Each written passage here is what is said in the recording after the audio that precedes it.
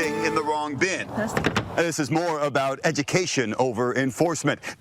Remember this? A story I did a couple weeks ago about the city of San Diego sending workers to lift lids and check what's in your waste baskets. It got a lot of response, a lot of reaction online from you, our viewers, who had a lot of questions about what was really going on. I took those questions right back to the city. Well, we're getting a lot of comments. We're getting questions. Hey, what is this? They're looking inside. Alexander Galasso manages the city's waste reduction program. He says San Diego's doing pretty good when it comes to sorting trash, recycling, and organic waste. When people are given the option of doing the right thing, they want to do that, and especially because this is our home. Since the beginning of October, the city's teams of lid lifters have checked more than 20,000 containers. They've only found about 1,300 minor violations and 40 major contaminants. Oops notes and information they give to homeowners are helping fix the problem. But the new enforcement efforts come with comments and criticism. The most common we saw questioned the cost.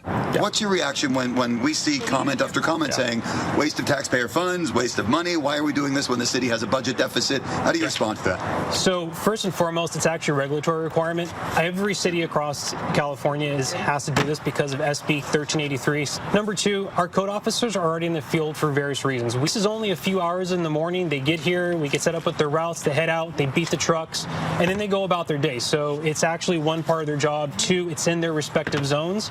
And three, it's something that's benefiting all of us, because the whole benefit, the reason why we have code officers is not just to enforce laws, but it's to really give us that awareness and feedback of what's working, what's not working, and how can we correct it. Because at the end of the day, our goal is not to enforce, our goal is to educate and change behaviors. How do you make sure that you're doing that this way of doing it is the most cost-effective way? Regarding the most cost-effective way, it's what we have available to us right now. There are other cities across the state that are trying different tactics, but for us, being able to go out there, be in the zone, get the feedback, write it down, report it back to our education teams, this is the best and most effective way of doing it. One comment asked, if they're not digging beyond the top level of the can, how do they know what's really in there? So unfortunately, because of safety reasons, we can't be digging inside of there, but the good side of it is that we're able to see outside of the extremely filled containers. You can get a pretty good understanding of what's inside your typical trash recycling bin. Galasso tells me they hope to lift the lid on everyone's bin at least once a year. He says the most common thing that leads to an oops tag like these are plastic bags that people put in their recycling or organic waste bins. Jared Aarons, ABC 10 News. Another thing people have been wondering is, what about the old bins? The city of San Diego shared how they are recycling all those black and blue bins they're replacing. They take them to the Environmental Services Station in Miramar, where they're cleaned and chipped into smaller pieces. Then those plastic chunks get sent to RARIG plants, where they are turned into new bins or other products like pallets and trays.